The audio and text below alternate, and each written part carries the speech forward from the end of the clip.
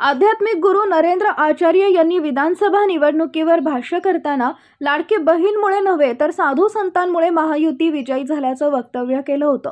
यानंतर महाराष्ट्राच्या राजकारणात आरोप प्रत्यारोपांना सुरुवात झाली। दरम्यान काँग्रेस नेते विजय वडेट्टीवार यांनी नरेंद्राचार्य यांच्याबद्दल एकेरी उल्लेख करत वादग्रस्त विधान केलं होतं। त्यामुळे नरेंद्र भक्तांमध्ये संतापाची लाट उसळली।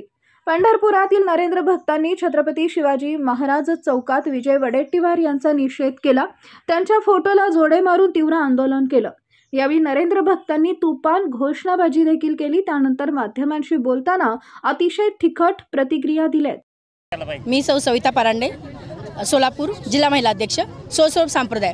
आम्ही आज सर्वजण इथं सोलापूरचे जे गुरुमाऊलींचे भक्त आहेत, साधक अनुयायी आहेत, यांनी आज विजय वडेट्टीवार ज्यांनी आमच्या जगद्गुरू रामानंदाचार्य श्री स्वामी नरेंद्राचार्यविषयीचे म्हणजे अगदी लाज वाटेल असा शब्दाचे त्यांनी प्रयोग केला आहे।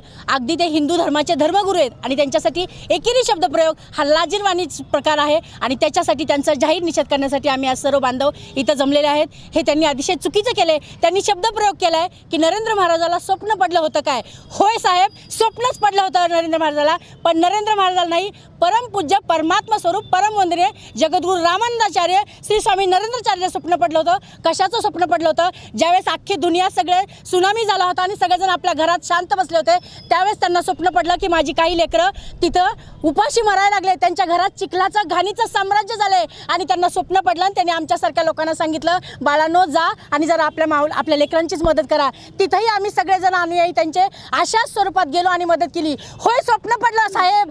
त्या वडेट्टीवार साहेब, अजूनही आम्ही तुम्हाला साहेब शब्द प्रयोग करतोय कारण ती आमची सहिष्णुता आहे, आमच्या माऊलींची ती शिकवण आहे। स्वप्न पडलं ज्यावेळेस रस्त्यावर लाखो लोक आज ॲक्सिडेंटमध्ये मरत होते, कुणीही त्यांची मदत करत नव्हते, त्याच वेळेस माझ्या जगद्गुरूजींना स्वप्न पडलं आणि त्यांनी सांगितलं की इथं आपण ॲम्ब्युलन्स सेवा चालू करायला पाहिजे। 2010 मध्ये ॲम्ब्युलन्स सेवा चालू केली आणि बघता बघता हे ॲम्ब्युलन्स संरक्ष असं काय वाटतं असेल की 52 ॲम्ब्युलन्स आज प्रत्येक हायवेवर आमच्या बिना ह्याच्यात आज काम करतात। आमची भूमिका काही नाही। ज्यांना हे स्वप्न पडलं समाजाच्या कार्याचं, जगातल्या तळागाळातल्या समाजाचं आपल्या समाजात जे सुधारणा करतात आहे, ज्याचं कल्याण करतात आहे, पर्यायाने समाजाचं, राष्ट्राचं आणि देश सेवेचं ज्यांनी व्रत घेतले त्यांना जर तुम्ही अशा एकेरी शब्दात बोलत असताल, अर्थातच आमच्या सगळ्या हिंदूंच्या भावना दुखावल्या गेल्यात आणि त्यामुळे आमची एकच इच्छा आहे की त्यांनी आमची सगळ्यांची जाहीर माफी मागावी, कारण ते जगद्गुरू रामानंदाचार्य श्री स्वामी नरेंद्राचार्य आहेत। अर्थात जगद्गुरू म्हणजे जगाचे गुरु आहेत आणि ही काय कुणी अशी दिलेली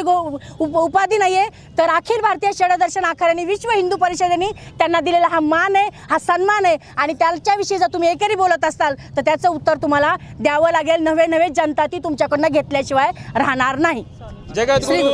ताज्या घडामोडी जाणून घेण्यासाठी शिवशाही न्यूज यूट्यूब चॅनलला सबस्क्राईब करा। आपण हा व्हिडिओ फेसबुकवर पाहत असाल तर फेसबुक पेज फॉलो करा आणि शिवशाही news.com या आपल्या वेबसाईटलाही भेट द्या।